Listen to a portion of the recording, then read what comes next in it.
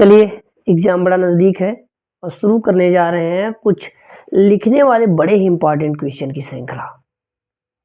बहुत ही अच्छे ढंग से बताएंगे आपको कि कितना लिखना है और कैसे लिखना है, क्या पॉइंट लिख दें, एग्जामिनर भी आपसे प्रसन्न हो जाए, आपको अच्छे नंबर भी मिल जाए और कम समय में आप ऐसा कर पाएँ। तो उसी कड़ी में आगे बढ़ाते हुए चलते हैं। बड़ा ही इंपॉर्टेंट पॉइंट, बिलियन चैप्टर का बड़ा ही इंपॉर्टेंट पॉइंट, हेनरी का नियम, हेनरी लॉ। ये हेनरी लॉ है क्या? ध्यान से सुनो, पहले थोड़ी सी बात को आपको समझाते हैं, बाकी चीजें आपको बता देंगे। ये देखो, मान लो कोई द्रव है और ये विलायक है। क्या है? विलायक है। और इसमें कोई गैस आप मिला रहे हो और इन दोनों में क्या हो जाए? साम्यावस्था हो जाए। क्या आ जाए? साम्यावस्था आ जाए।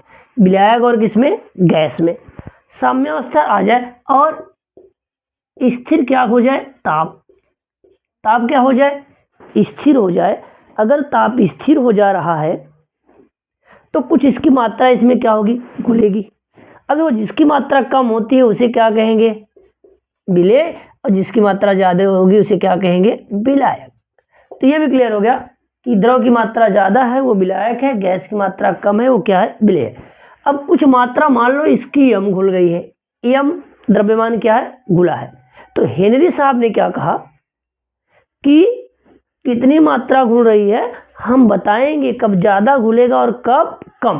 तो क्या कहा गया? द्रव में गैस की विलेयता पर दाब का प्रभाव। इन्होंने गैस की विलेयता पर दाब के प्रभाव को समझाया और कहा क्या कि अगर यम द्रव्यमान घुले हैं तो यह द्रव्यमान विलेय यानी कि गैस के दाब के क्या होगा? समानुपाती होगा। अगर गैस का दाब बढ़ जाएगा तो द्रव्यमान भी क्या हो जाएगा? बढ़ जाएगा। चलिए आइए देखते हैं क्या लिखना है आपको एग्जाम में। देखो ध्यान से, स्थिर ताप पर, ताप क्या हो जाए? स्थिर ताप पर। गैस और विलायक में क्या हो? साम्यावस्था हो। विलायक और गैस में क्या हो? साम्यावस्था हो।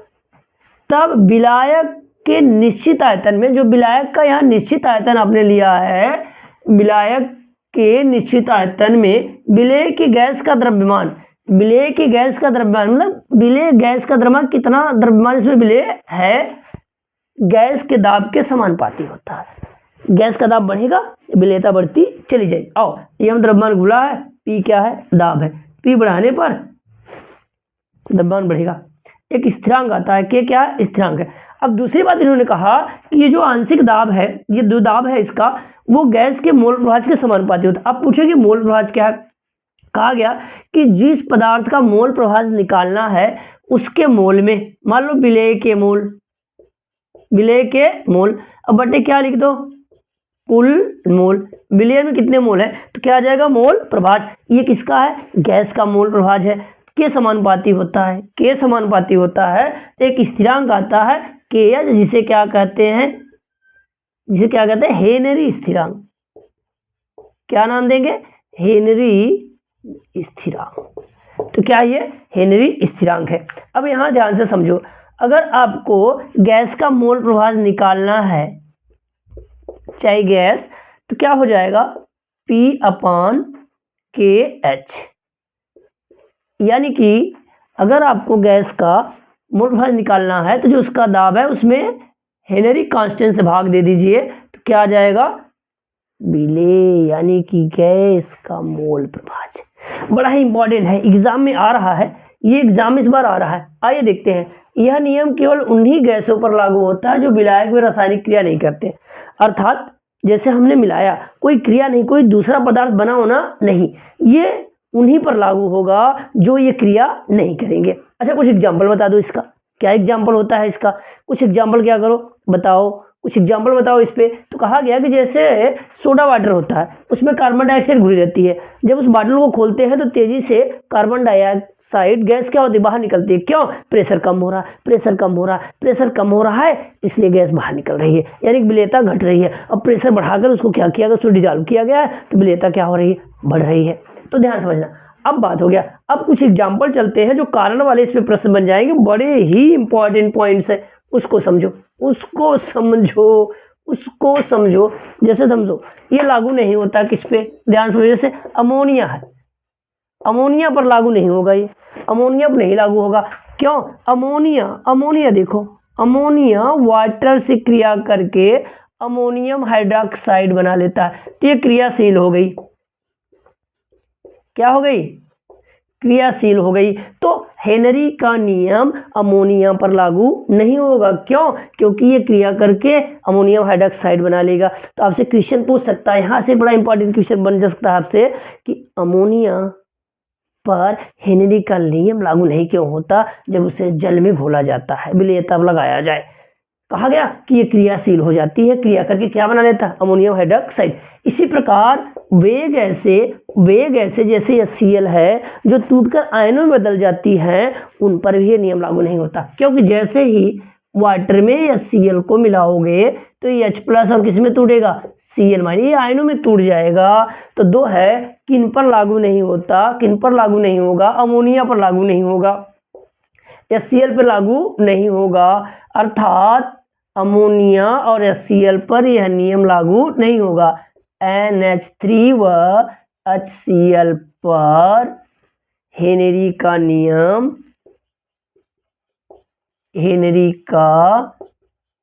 नियम लागू नहीं होगा, लागू नहीं होगा। तो बड़ा इंपॉर्टेंट पॉइंट रहा हेनरी का नियम क्या है? द्रव में गैस की विलेयता पर दाब का क्या प्रभाव। मैं कुछ देर के लिए हट रहा हूं, आप क्या लीजिए इंक्रीज स्क्रीनशॉट। चलिए दूसरा पॉइंट शुरू करते हैं। बड़ा ही इंपॉर्टेंट राउल्ट का नियम आ रहा है, बड़ा ही इंपॉर्टेंट है ये। राउल्ट का नियम क्या है, किस पे लगता है? कहा गया कि यह नियम वाष्प दाब के लिए है, वाष्प दाब के लिए। चलिए, और वाष्प दाब द्विक विलयन के लिए, द्विक विलयन के लिए, वाष्प दाब और क्या? द्विक विलयन के लिए। अच्छा, दोनों शब्द को समझते हैं, वाष्प दाब क्या है, द्विक विलयन क्या है।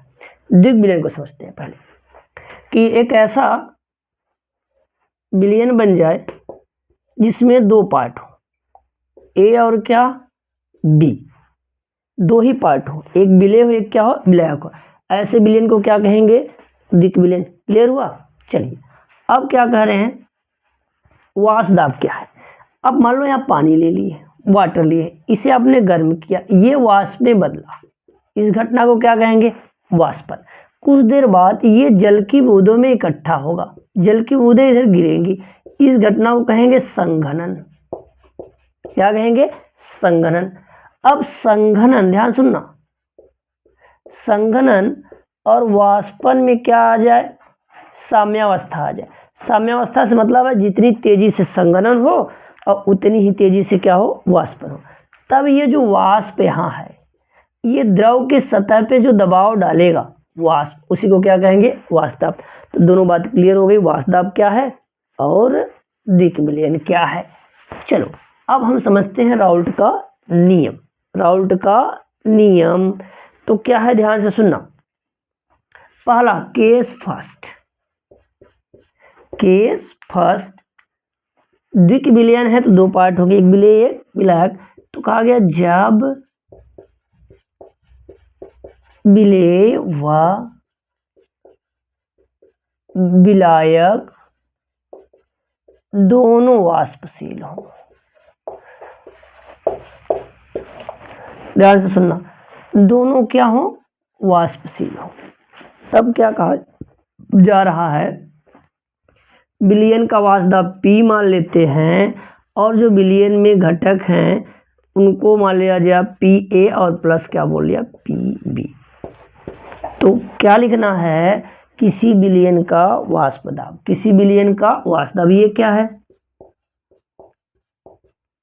विलयन का वाष्प दाब।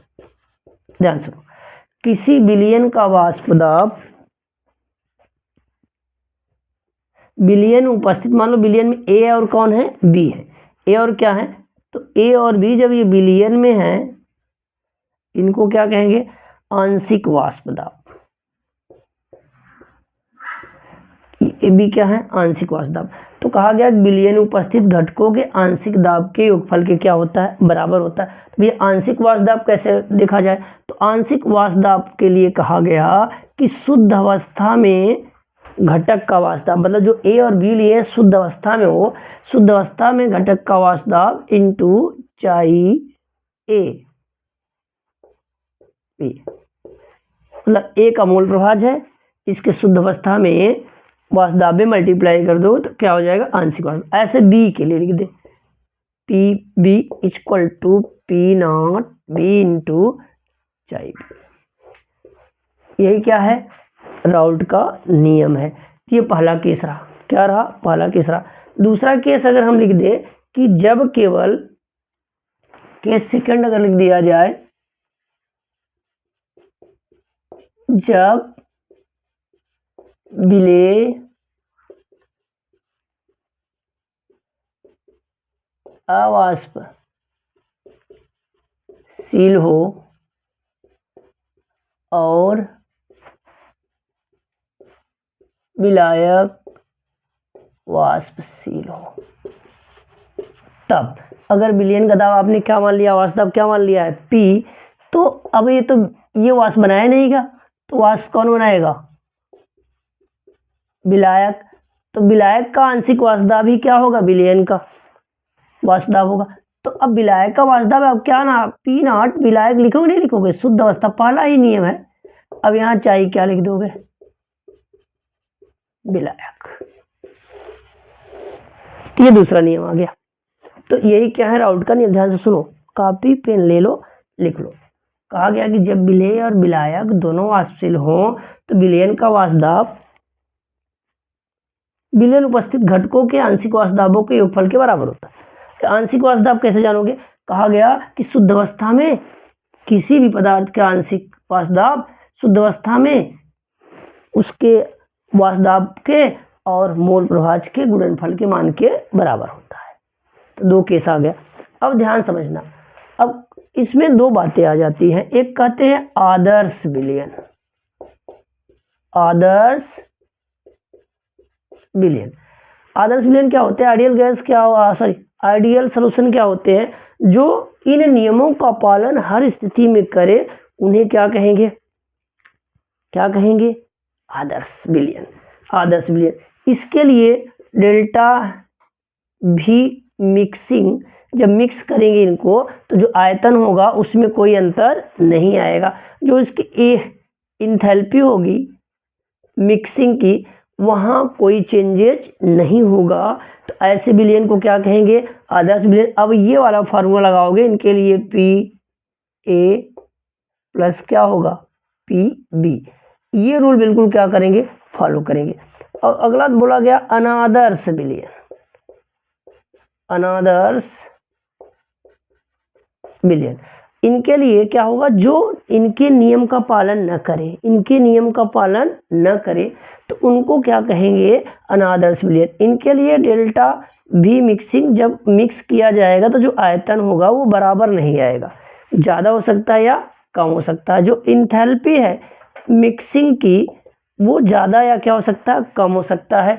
और जो ये पी की वैल्यू है वो, मतलब वो जो विलयन का वाष्प दाब है वो इन दोनों यानी कि विलेय और विलायक जो लिए हैं, जो दिक विलयन है के वाष्प दाबों के योग से ज़्यादा और क्या हो सकता है? कम हो सकता है।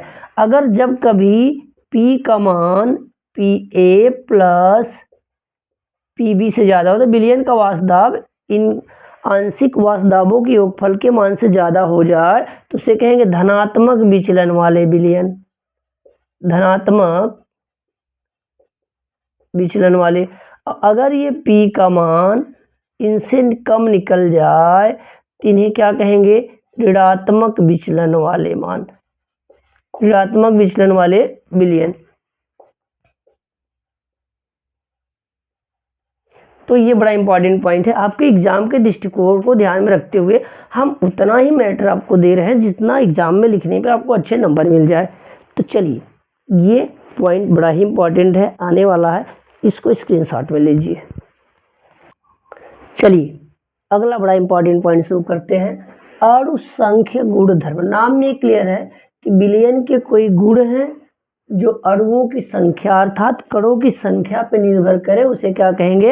अणु संख्य गुण धर्म। आओ देखो ध्यान सुनो, मान लो हमने एक ये बिलियन बना लिया है, इसमें बिलियन है, अब इसमें विलय मिला दिया है। अब इस बिलियन के जो भी गुण हों, अगर वो इस कणों की संख्या पे केवल निर्भर कर रहा है, इसकी रासायनिक प्रकृति से कोई लेना देना नहीं है, केवल किससे मतलब है? कणों की संख्या से मतलब है, तो उसे क्या कहेंगे? अणु संख्य गुण धर्म। ध्यान सुनो, ध्यान से सुनो, बिलियन के वे गुण धर्म, ध्यान सुनो, बिलियन के वे गुण धर्म जो विलय के कणों पे, आहा बड़ी इंपॉर्टेंट पॉइंट, विलय के कणों पर यानी कि कणों की संख्या पर निर्भर करते हैं, अणु संख्य गुण धर्म कहलाते हैं। अच्छा ये कौन कौन से हैं? ऐसे तो कहा गया वाष्प दाब के सापेक्ष, अभी इसको याद करो, वाष्प दाब के सापेक्ष हवन पी नॉट माइनस पी अपान चाई विलय। पी नॉट क्या है? शुद्ध अवस्था में वाष्प दाब है, जो मिला रहे हैं, जिस विलायक में मिला रहे हैं शुद्ध अवस्था, जब अकेला था उसका वाष्प दाब, जो वाष्प बनाता है उसका वाष्प दाब।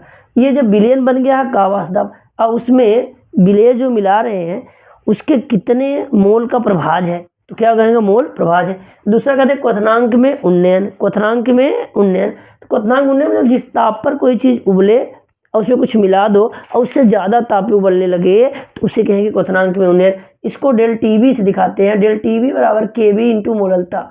ये क्या है? ये क्या है? मोलल उन्नयन स्थिरांक है, मोललता से मल्टीप्लाई कर देंगे तो इसका मान आ जाता है। ऐसे हिमांक में अनुमान, हिमांक क्या होता है? जिस ताप पर एक ही पदार्थ के ठोस और द्रव एक साथ रहते हैं, साम्यावस्था रहते हैं, उसी को हम लोग क्या कहते हैं? हिमांक। कोई पदार्थ मिला देंगे तो ये कम ही ताप पर वो ऐसा करने लगेंगे तो उसे क्या कहेंगे? हिमांक में अनुमान। तो यहाँ डेल टी एफ बराबर के एफ इंटू मोललता, मोललता से गुणा करेंगे मोलल अनुमान स्थिरांक में तो क्या आ जाएगा? आ जाएगा परासरण दाब। परासरण दाब, परासरण दाब किस पर निर्भर करता है? विलय के कणों की संख्या में। इन चारों पॉइंट से आपका ऑब्जेक्टिव बनता है, लेकिन ऑब्जेक्टिव की श्रृंखला में उसको पढ़ाएंगे। इनमें बहुत ही इंपॉर्टेंट न्यूमेरिकल बनता है, तो इनको न्यूमेरिकल की श्रृंखला में पढ़ाएंगे। अभी हम लोग लिखने वाले प्रश्नों की श्रृंखला में चल रहे हैं, तो ये 4 पॉइंट याद रखना। अगर पूछता है अणु संख्य गुण धर्म क्या है, तो याद रखना वे बिलियन के वे गुण धर्म जो विलय के कणों की संख्या पर निर्भर करते हैं, उन्हें क्या कहते हैं? अणु संख्य गुण धर्म। कितने हैं? 4। 4 चौका, वाष्प दाब के सापेक्ष अनुमान, क्वथनांक में उन्नयन, हिमांक में अनुमान और परासरण दाब। परासरण दाब। अच्छा चलो कुछ बड़े ही इंपॉर्टेंट पॉइंट है, इन 2 पॉइंट्स में से क्वेश्चन बन जाते हैं। एक क्वेश्चन आपसे पूछता है कि मोलल उन्नयन स्थिरांक, उन्नयन स्थिरांक क्या है? मोलल उन्नयन स्थिरांक। इस पे क्वेश्चन बन जाता, इससे केबी से प्रदर्शित करते हैं। किससे? केबी से प्रदर्शित करते हैं। ध्यान से सुनना, ध्यान से सुनना, बड़े ध्यान से सुनना। अंग्रेजी में बोलेंगे मोलल इलिवेशन कांस्टेंट। क्या बोलेंगे? Molar elevation constant. चलिए देखो, अब मोलर उन्नयन स्थिरांक है क्या? पहले हम इस बात को समझेंगे कि ये एक बात है, आती है क्वथनांक। क्वथनांक क्या होता है? एक बिलियन है और उसमें कोई पदार्थ आपने मिला दिया है, तो ये विलायक होगा और क्या होंगे? विलेय होंगे। अब ध्यान समझो, अगर मान लो अभी केवल विलायक है तो ये वाष्प बनाएगा। क्या बनाएगा? वाष्प। अब जब इसका वाष्प का दाब और वायुमंडलीय दाब एटमॉस्फेरिक प्रेशर के बराबर हो जाए, जिस ताप पे ऐसा होगा उसे क्या कहेंगे? क्वथनांक। अब कहा जा रहा है क्वथनांक में उन्नयन। क्या कहा जा रहा है? क्वथनांक में उन्नयन। अब क्वथनांक में उन्नयन क्या होता है उसको देखो, ध्यान से सुनना। अब कहा गया कि कोई विलेय अवाष्पशील जो वाष्प पे न बदले, मिला दिया गया। अब कहा गया कि जो वाष्प बननी चाहिए वो कम बनी, तो ये जाके अधिक ताप पे उबला। तो जितना ताप ये विलायक पहले उबलता था, अब विलयन में उससे अधिक ताप पे उबल रहा है, तो उसे कहते हैं क्वथनांक में उन्नयन। अब इसी क्वथनांक में उन्नयन को डेल टीबी से दिखाएंगे। मान लो वो पहला ताप क्या था, T1 था, और दूसरा ताप क्या हो गया, T2। तो अब पहले ये विलयन में नहीं है, ये विलयन में है, ये क्या है, शुद्ध अवस्था में जब विलायक है। तो अब कहा गया कि ये जो क्वथनांक में उन्नयन होगा, तो जो विलेय मिलाएंगे तो उसकी मोललता के समानुपाती हो जाता है। मोललता यम, यम मतलब क्या है, मोललता, मोललता क्या हो जाता है, समानुपाती हो जाता है। अच्छा, तो यहाँ एक स्थिरांक आता है जिसे हम लोग कहते हैं के बी इंटू एम। अब ध्यान से सुनो, अब ध्यान से सुनो, अब ध्यान से सुनो, इसी के बी को क्या कहते हैं, मोलल उन्नयन स्थिरांक। क्या है ये, मोलल उन्नयन स्थिरांक। अब आपके एग्जाम में पूछ लेगा ये, अब इसकी यूनिट पूछता है, और ये क्या है। अब समझो, अगर हम ऐसा कर लें, अगर हम ऐसा कर लें, ऐसा देखो, मोललता का मान, मोललता का मान क्या हो जाए, 1 हो जाए। तो मोललता होता क्या है, मोललता होता क्या है, मोललता बराबर होता है विलेय के मोल, जो विलेय मिला रहे हैं के मोल,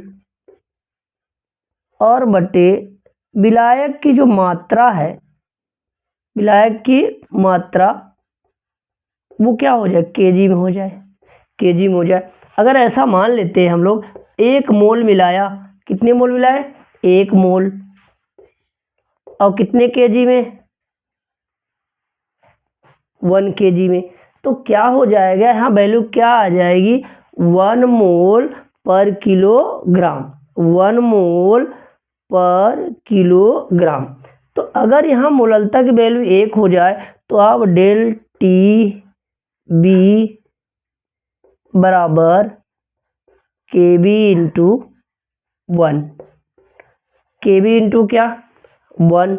अब के बी इंटू 1 हो गया है, तो ध्यान से सुनना।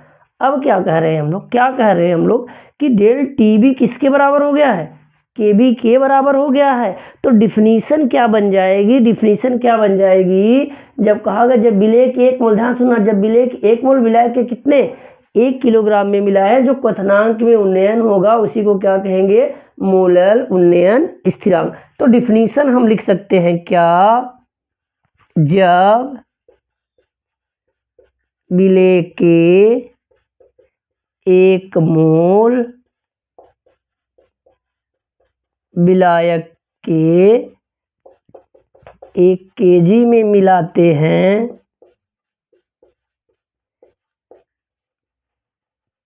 तब क्वथनांक में उन्नयन ही मोलल उन्नयन कहलाता है, कहलाता है, मोलल उन्नयन स्थिरांक कहलाता है।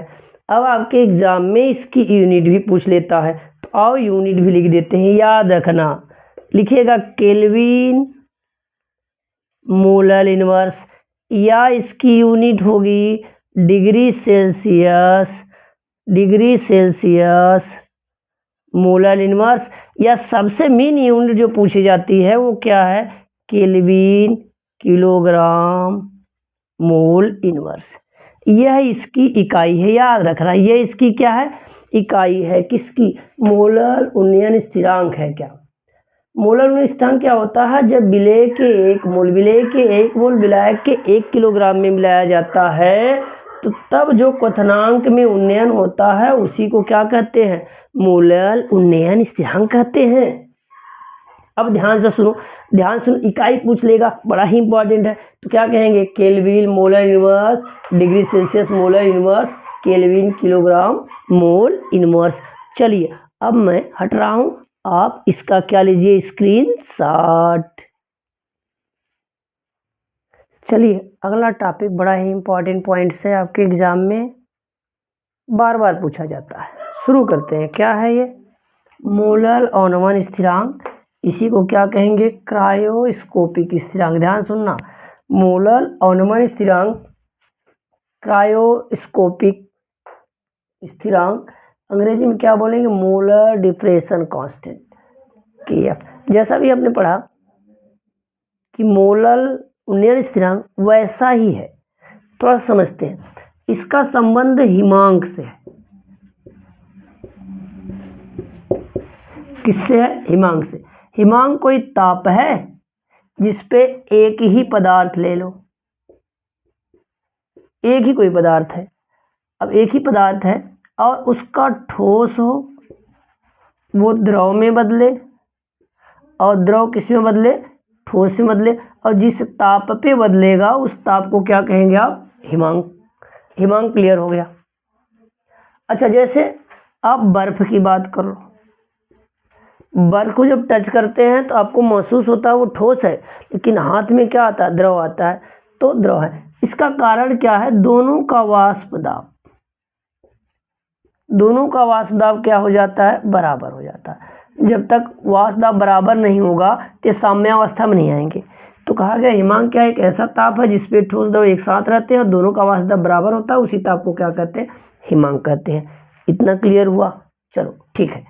अब आपने क्या किया, ये ठोस और द्रव है, साम्यावस्था में है।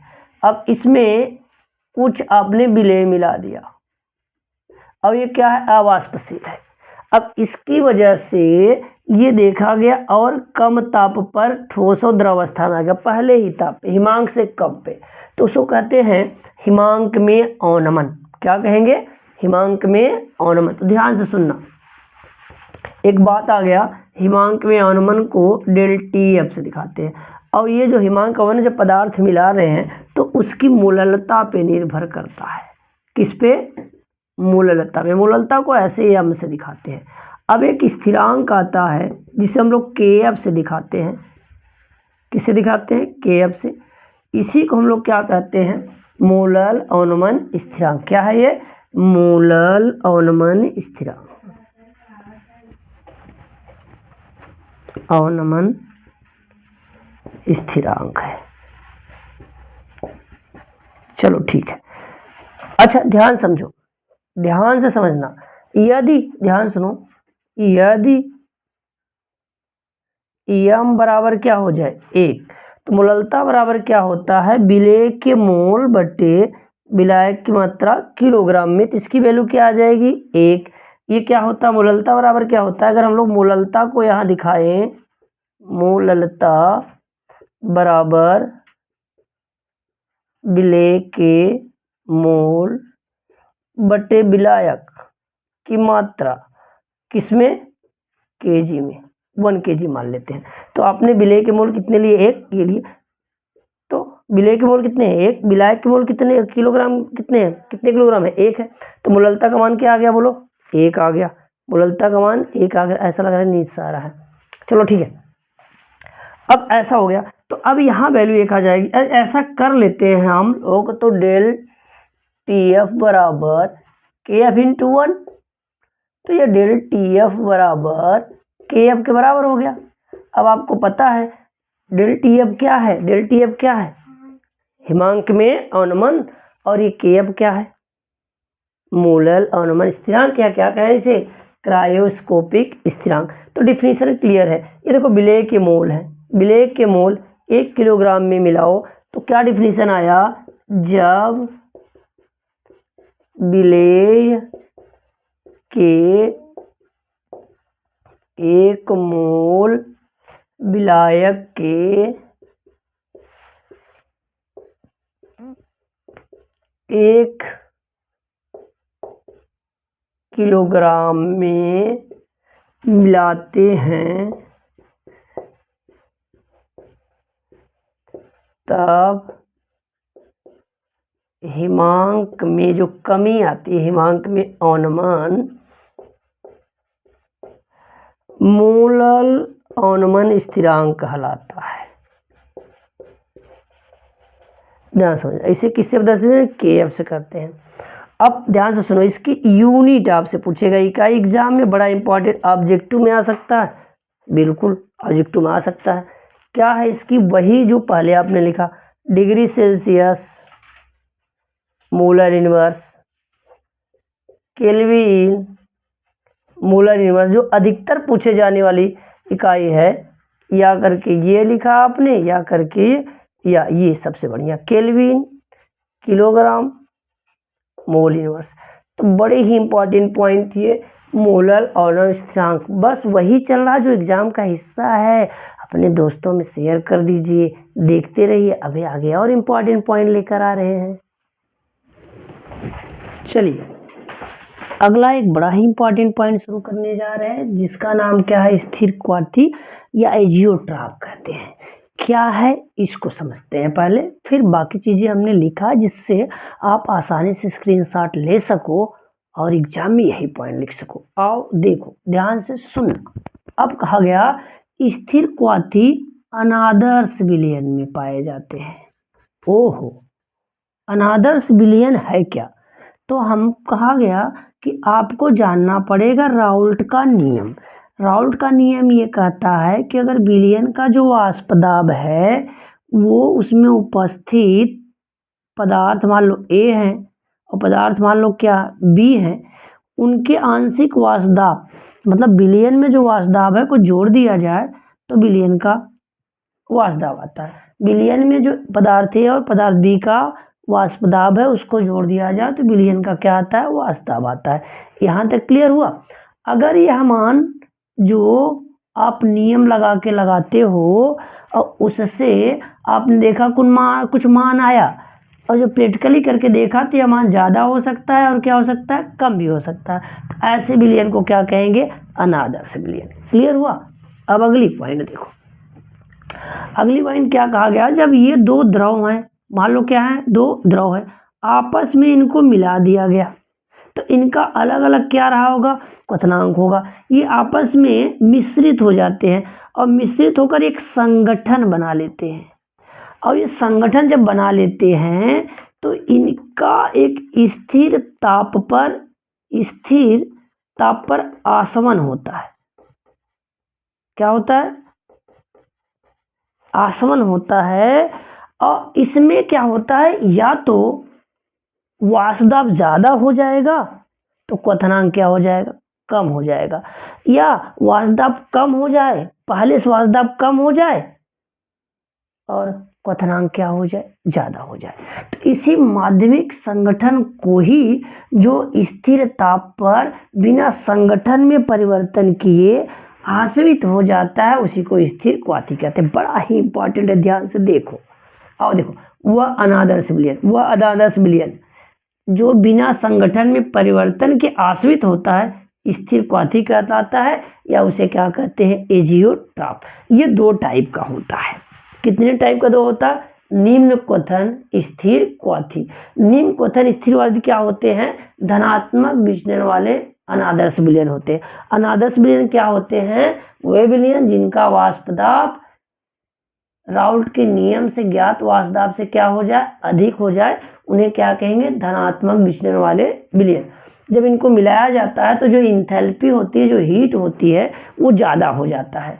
विलयन का आयतन भी क्या होता है, ज़्यादा होता है, फास्ट हो जाता है। पहले था जो दो पदार्थ लिए थे उनका कुछ आयतन था, अब मिला दिए तो और ज़्यादा हो गया, तो उन्हीं को क्या कहते हैं। ऐसे के में जब इनका वाष्प दाब क्या हो जाता है, ज़्यादा, वाष्प दाब ज़्यादा हो जाता है तो हमको पता है कोई बस तब उबलती है जब वाष्प दाब वायुमंडलीय दाब के क्या हो जाए, बराबर हो जाए। तो पहले जो हमने ए लिया था और बी लिया था, इनका वाष्प दाब क्या था, कम था, लेकिन जैसे विलयन में आ गए तो वाष्प दाब क्या हो गया, ज़्यादा हो गया। वाष्प दाब ज़्यादा हो गया तो कम भी ताप पे क्या करेंगे, उबल जाएंगे।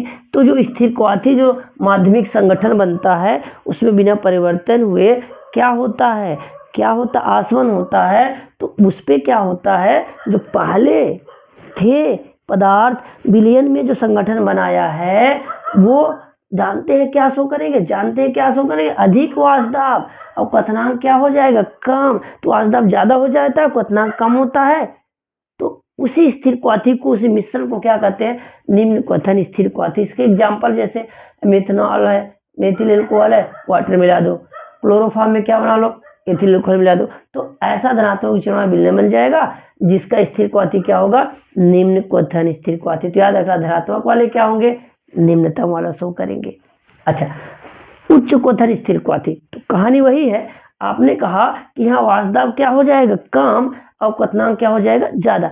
अब पहले जो वाष्प दाब था वो क्या हो गया है, कम, तो ज्यादा ताप उबलेगा, ज्यादा ताप उबलेगा। तो ये कैसे होंगे, इनके लिए लक्षण बताए गए हैं कि जो विलयन का वाष्प दाब होगा इन घटकों के वाष्प दाब से क्या निकल जाएगा, कम निकल जाएगा। जो इंथैल्पी है मिक्स करने के बाद जो चेंज हो रहा है वो निगेटिव हो जाएगा, यानी पहले से क्या हो जाएगा, कम हो जाएगा। आयतन भी पहले से क्या हो जाएगा, कम हो जाएगा। ये कैसे विलयन होते हैं, ऋणात्मक विचलन वाले, अनादर्श विलयन। एग्जाम्पल आपके सामने ये है, तो बड़ा ही इंपॉर्टेंट पॉइंट है, स्थिर क्वाथी एग्जाम में आ रहा है। अब मैं बहुत ही, अब क्या बताएं आपसे कि बड़ा मेहनत करना पड़ा ये लिखने में, आपको स्क्रीनशॉट मिल जाए, नहीं तो मैं ऐसे ही बता दूं तो बड़ा टाइम जाता है। तो अगर आपको इस बात पे थोड़ा सा भी भाव उत्पन्न हो रहा है तो शेयर करिए, सब्सक्राइब करिए, दोस्तों में शेयर करिए और कमेंट करिए आपको क्या पढ़ना है। बहुत कम दिन बने हैं, चलिए स्क्रीनशॉट लीजिए इसका।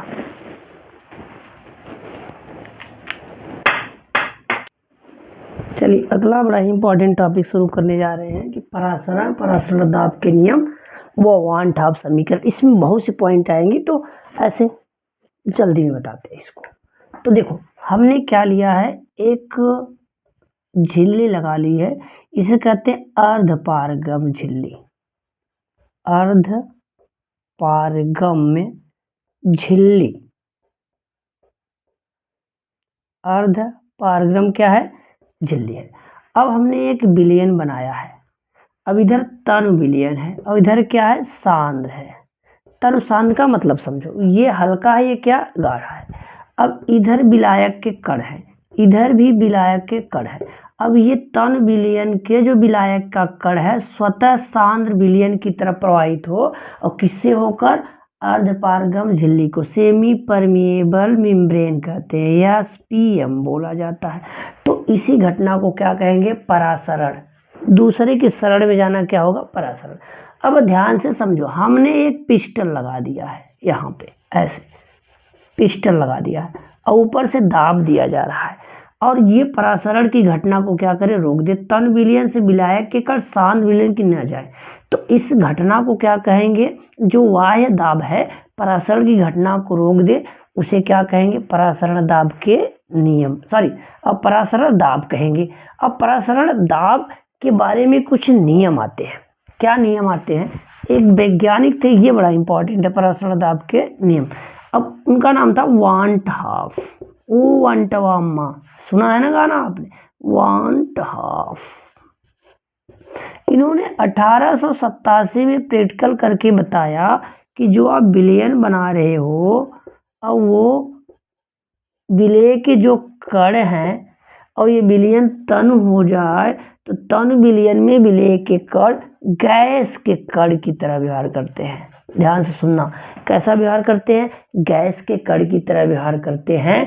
तो इन्होंने इन निष्कर्षों से तन विलयन पे गैसीय नियम का पालन किया, जिसे क्या कहते हैं, परासरण दाब के नियम।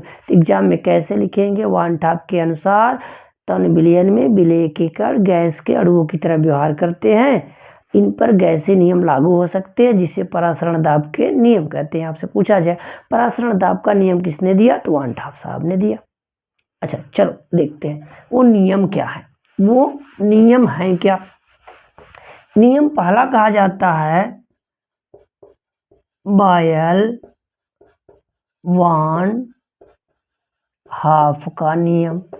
अब देखो लगाया है बायल का नियम, ये कह रहे हैं कि अगर ताप स्थिर हो जाए, टी स्थिर हो, स्थिर ताप पर हो जाए, तो जो अगर मान लो परासरण दाब क्या है, पाई है, और विलयन की सांद्रता क्या है, सी है, तो सांद्रता बढ़ने पर परासरण दाब बढ़ता है। स्थिर ताप पर तन विलयन का परासरण दाब उसके सांद्रता के क्या होता है, समानुपाती होता है। इसको क्या कहते हैं, बायल वान ठाप का नियम। ये क्या है, पहला परासरण दाब का नियम है। दूसरा कहते हैं चार्ल्स, ध्यान सुना, चार्ल्स वांट हाफ का नियम, तो वांट हाफ ही लिखना है यहाँ पे।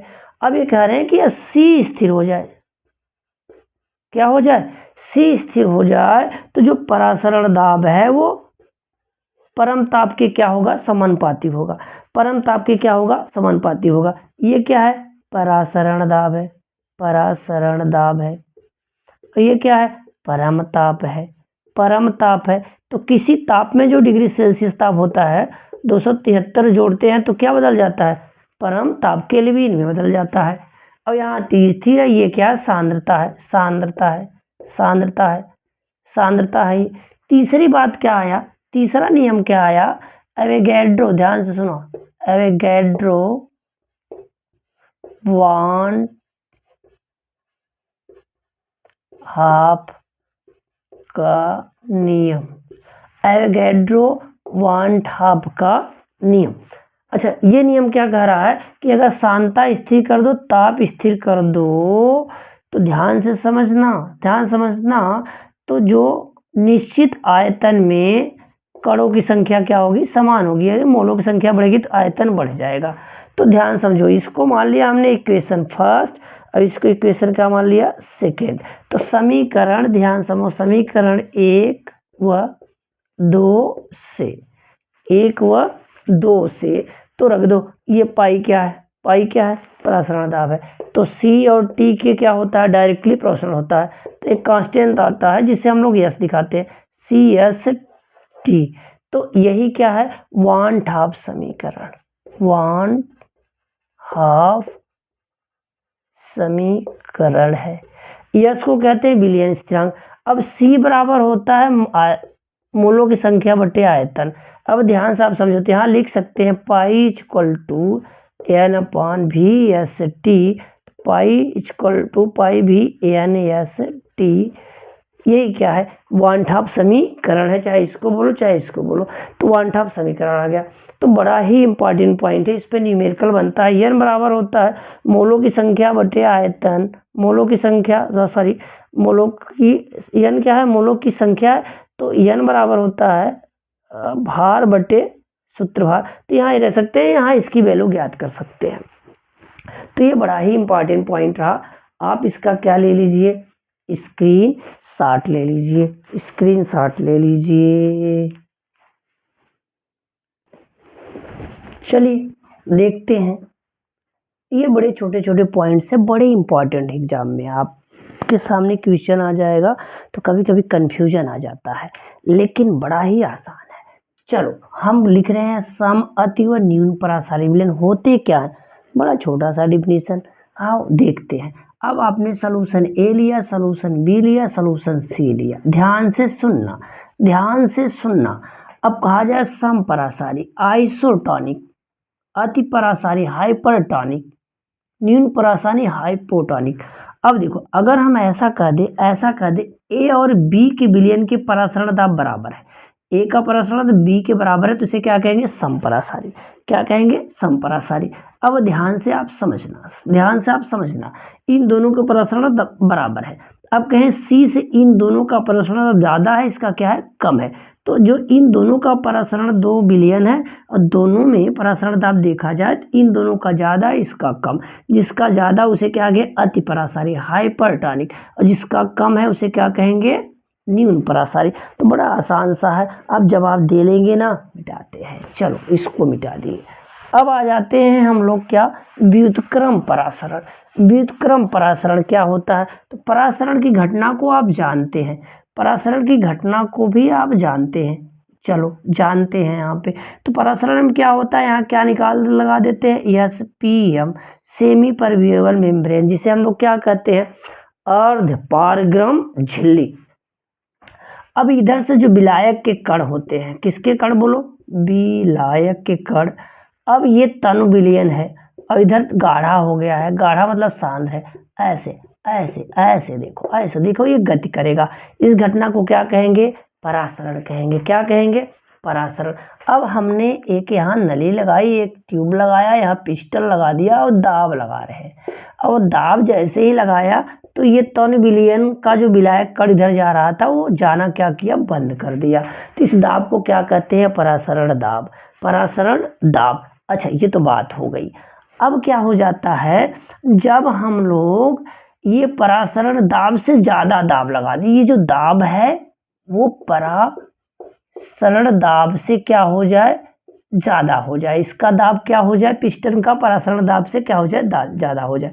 अब यहाँ क्या होगा, जो सांद्र विलयन के विलायक के कण हैं वो किधर जाने लगेंगे, टर्न विलयन की तरफ। तो ये हो गया उल्टा, ये हो गया परासरण का क्या, उल्टा। उसी को कहते हैं व्युत्क्रम परासरण। क्या कहते हैं, व्युत्क्रम परासरण। अब क्या हो जाता है कि इधर गंदा पानी ले लो, गंदा पानी ले लो, इधर से दबाव बनाओ तो इधर मूव करता है। जैसे समुद्री जल है, समुद्री जल है, यहाँ ले लिए तो यहाँ जो लगाते हैं ये एसपीएम सेमी परमियम लेयर, वो सेलुलोज स्टेट की बनी होती है। याद रखना किसकी, सेलुलोज स्टेट की बनी होती है।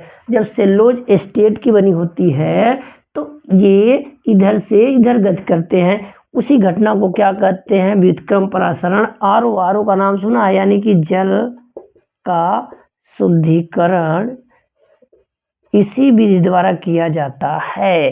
तो बड़ा ही इम्पोर्टेंट पॉइंट, बड़ा ही इम्पोर्टेंट पॉइंट चल रहा है। आप बने रहिए, इसमें बने रहिए। आगे चलते हैं, आगे चलते हैं। इसके जो बिलियन के जो सारे पॉइंट्स आपने पढ़े हैं, बिलियन के क्या पढ़ा है, सारे पॉइंट, सॉल्यूशन के जो पॉइंट्स आपने पढ़े हैं, अभी आपने थ्योरेटिकल पार्ट पढ़ लिया है। अब इसमें चलते हैं, आंकिक प्रश्नों की तरफ चलेंगे। आंकिक प्रश्नों की तरफ चलेंगे, लेकिन इन आंकिक प्रश्नों को समझने के लिए, सोचने के लिए, बताने के लिए कहाँ कहाँ से क्वेश्चन बनेंगी, कैसे बनेंगी, क्या इंपॉर्टेंट पॉइंट, बहुत कम दिन बचा है, बहुत कम दिन बचा है। तो मैं पहले छोटा सा इस पे वीडियो एक बनाऊंगा कि कौन कौन से आंकिक प्रश्न कहाँ कहाँ से आते हैं, कहाँ कहाँ से आते हैं। उस वीडियो को देखिएगा आप लोग, फिर उस पे न्यूमेरिकल बना के आपको समझाएंगे कि कैसे सॉल्व करना है। अच्छा लग रहा है ना, वीडियो को शेयर करिए। पूरी केमिस्ट्री आपको पढ़ा के छोड़ूंगा, आपका नंबर अच्छा से अच्छा आएगा। लेकिन एक काम जरूर करिए, लाइक कमेंट जरूर करिए, दोस्तों में शेयर कर दीजिए, सब्सक्राइब करिए। मेहनत बहुत हो रही है, बाकी आपकी मर्जी। धन्यवाद।